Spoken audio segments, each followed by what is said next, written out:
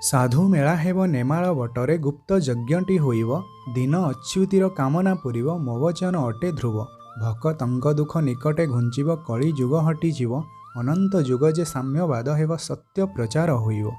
तो नमस्ते दोस्तों, आप सभी को रहस्यमय उड़ीसा यूट्यूब चैनल पर स्वागत करते हैं। इस पावन हरि कथा को सुनने के लिए आप हमारे साथ वीडियो के अंत तक जरूर जुड़े रहिए। नेमाळ यानी पद्मवन जो चित्रोत्पला के पास है और जहाँ पर महापुरुष श्री श्री अच्युतानंद जी का गादी है। मालिका में पद्मवन को एक बहुत ही पवित्र स्थान कहा गया है। वहाँ पर भगवान श्री जगन्नाथ जी शून्य ब्रह्म के रूप में विराजमान करते हैं। जेऊ जगन्नाथ मूर्ति नीलाचल स्थित सेही जगन्नाथ मूर्ति पद्म बने उदित। महापुरुष श्री श्री अच्युतानंद जी कहते हैं कि भगवान श्री दारू ब्रह्म जगन्नाथ का जो स्वरूप नीलाचल धाम यानी पावन श्री पुरुषोत्तम क्षेत्र में विराजमान करता है, भगवान का वही दिव्य स्वरूप नेमाळ यानी पद्मवन में भी विराजमान करता है। यानी जो जगन्नाथ है वही अच्युत और वही अनंत है। पंचसखाओं में अन्यतम महापुरुष श्री श्री शिशु अनंत दास अपना मालिका ग्रंथ पटामडाल में लिखते हैं कि इसी स्थान पर महर्षि सांदीपनि का आश्रम था, जो कि द्वापर युग में भगवान श्री कृष्ण के गुरु थे। जब पांडव अपना अज्ञातवास काट रहे थे तो इसी स्थान पर 2 महीने के लिए रुके थे और यहाँ पर दिव्य अक्षय तोणीर है। भगवान श्री जगन्नाथ जी के आदेश को मानकर महापुरुष श्री श्री अच्युतानंद जी इसी स्थान पर आकर मालिका ग्रंथ का रचना किया था। लोनी और चित्रोत्पला नदी के संगम स्थल पर पद्मवन स्थित है।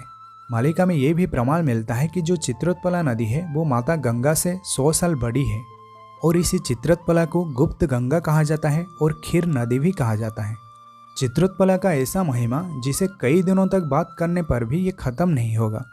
महापुरुष कहते हैं कि इसी पावन क्षेत्र पद्मवन धाम में आने वाले समय में हजारों और लाखों संख्या में भक्त लोग आएंगे और यहाँ पर एक गुप्त यज्ञ होगा, तभी जाकर श्री अच्युत का अभिलाषा पूर्ण होगा। भक्तंक दुख निकटे घुंचिब कली जुग हटिजीव अनंत जुग जे साम्यवाद हेब सत्य प्रचार होइब।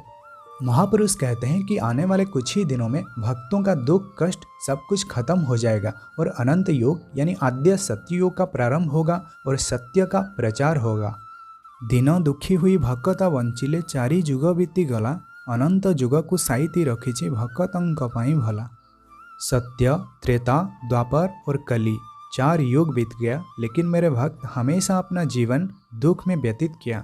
इसीलिए मैं अपनी भक्तों के लिए इसी अनंत युग को रखा है। इसी अनंत युग में भक्तों को अनंत सुख प्रदान करूंगा।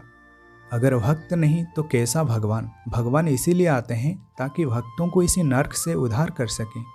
इसी कली रूपी नर्क में समस्त भक्त तड़प रहे हैं, इसीलिए तो भगवान कल्कि का जन्म हुआ है और भक्तों के माथे पर जो कलंक है उसे वो मिटाएंगे। हम लोग प्रभु के चरण वंदना करते हैं, लेकिन प्रभु कितना महान है, वो भक्त के चरण चिन्ह को अपने बक्ष स्थल में जगा देते हैं।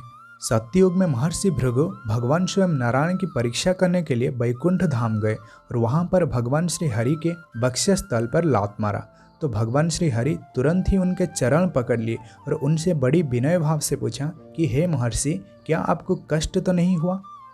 द्वापर युग में भगवान स्वयं नारायण भगवान श्री द्वारिकाधीश कृष्ण के रूप में अपनी ही हाथों से सुदामा का चरण धोया।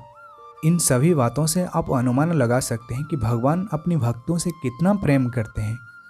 यहाँ पर महापुरुष श्री श्री अच्युतानंद जी कहते हैं कि भक्तों के लिए भगवान को नींद नहीं आती और भगवान ये समझते हैं कि भक्त मेरे गले का माला है और भक्तों की रक्षा करने के लिए वही अनादि अनंत कल की अवतार धारण करेंगे। तो दोस्तों, हरि अनंत, हरि कथा अनंत। अमृत कैसा होता है वो तो हमने कभी देखा नहीं और हमें ये भी नहीं पता है कि उसका स्वाद कैसा है, लेकिन जब हरि कथा होता है तब ऐसा लगता है कि मानो जैसे अमृत पान हो रहा है। इसीलिए तो कथा को अमृत कहते हैं। अगर आप इसे एक बार अपनी हृदय में बैठा लेते हैं तो ये आपका अंतःकरण शुद्ध कर लेता है। जो मनुष्य हमेशा हरि कथा श्रवण करता है वो कभी भी अपने जीवन में भटकता नहीं और हमेशा स्थिर होता है। चाहे परिस्थिति कैसा भी हो, हमेशा अपने मन को शांत रखता है। उसका हृदय कमल पुष्प की भांति हो जाती है और नारायण रूपी भ्रमर वहाँ पर हमेशा विद्यमान रहती है। तो दोस्तों, अनंत कोटि विश्व ब्रह्मांड के स्वामी महाविष्णु कल्कि राम श्री श्री श्री सत्य अनंत माधव के श्री चरण वंदना करते हुए आज का इस वीडियो को यहीं पर समाप्त करते हैं।